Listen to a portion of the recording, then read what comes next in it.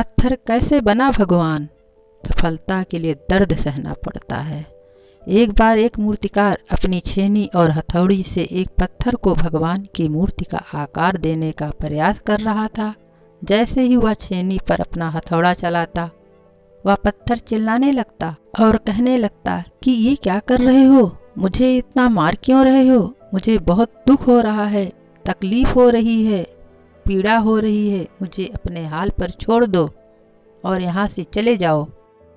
मूर्तिकार ने उस पत्थर से कहा, मुझे बहुत अच्छे से पता है कि तुम्हें बहुत ज़्यादा दर्द हो रहा है, तकलीफ हो रही है और तुम बहुत ही ज़्यादा पीड़ा में हो। लेकिन यदि आज तुमने इस दर्द को नहीं सहा, इस तकलीफ को नहीं सहा, तो जीवन भर तुम यहीं इसी प्रकार से पड़े रहोगे। मुझे पता है कि तुम में आगे बढ़ने की अपार संभावना है। तुम एक बहुत अच्छे पत्थर हो, लेकिन यदि तुम इसी प्रकार से रहोगे तो कभी भी आगे नहीं बढ़ पाओगे।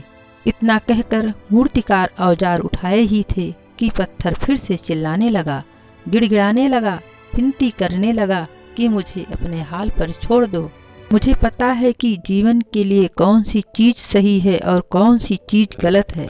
मुझे बहुत ज़्यादा दर्द हो रहा है। अब मैं इस तकलीफ को बहुत ज़्यादा नहीं सह सकता। मैं जिस हाल में हूँ, मुझे तुम उसी हाल में यहाँ से छोड़कर चले जाओ। उस मूर्तिकार ने फिर से उस पत्थर को समझाने की कोशिश की। ज़्यादा अधीर मत बनो और अपने सब्र को बनाए रखो। थोड़ी देर और इस दर्द को सहो। यदि इस दर्द को सह लिया तो मैं भगवान की मूर्ति के रूप में तुम्हारी स्थापना करवाऊंगा और फिर दूर दूर से लोग तुम्हारी पूजा करने आएंगे और पंडित लोग तुम्हारी सेवा करेंगे। लेकिन पत्थर ने उस मूर्तिकार की एक भी बात नहीं मानी। वह चिल्लाता रहा और अपनी बात पर अड़ा रहा।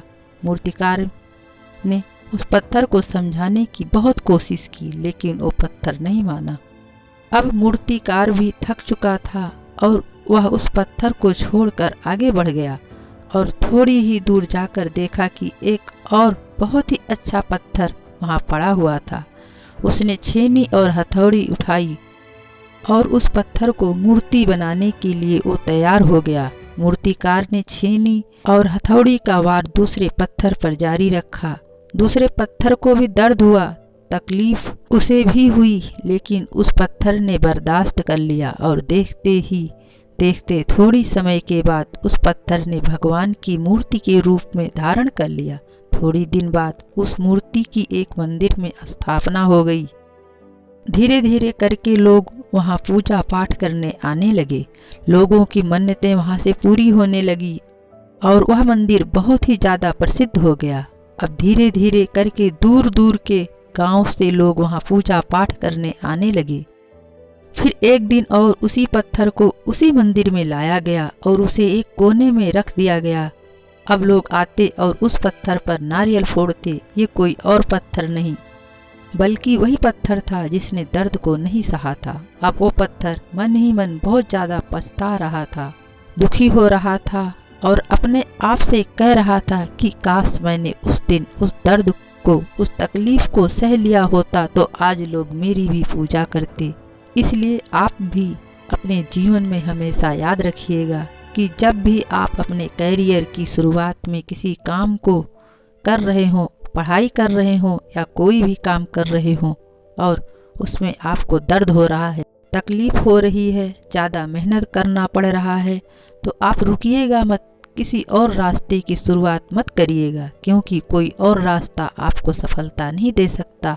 आपको उस दर्द को, उस तकलीफ को सहना ही होगा और उस दर्द को, उस तकलीफ को सहकर आप ज़्यादा मजबूत बनेंगे और तभी आप अपने जीवन में आगे बढ़ पाएंगे। और जीवन में हमेशा याद रखिएगा कि आपको पहले पत्थर की तरह नहीं बल्कि दूसरे पत्थर की तरह बनना है। आशा करती हूँ कि आपको यह कहानी पसंद आई होगी। कहानी पसंद आई हो तो लाइक, सब्सक्राइब और शेयर ज़रूर करें और इस कहानी पर आपकी क्या राय है हमें कमेंट करके ज़रूर बताएं। कहानी सुनने के लिए आपका बहुत बहुत धन्यवाद।